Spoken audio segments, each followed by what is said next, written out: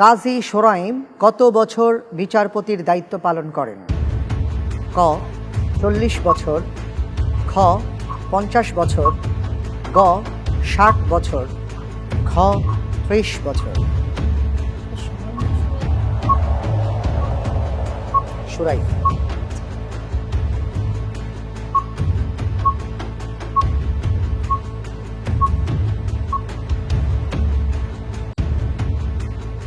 জি আলহামদুলিল্লাহ, আমরা জানি যতটুকু জানি আর কি, যতটুকু পড়েছি উনি 120 বছর জীবিত ছিলেন।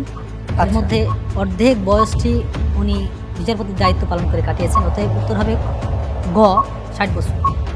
গ 60 বছর। জি, লক করে দেব। জি। লক করে দেয়া হোক গ 60 বছর।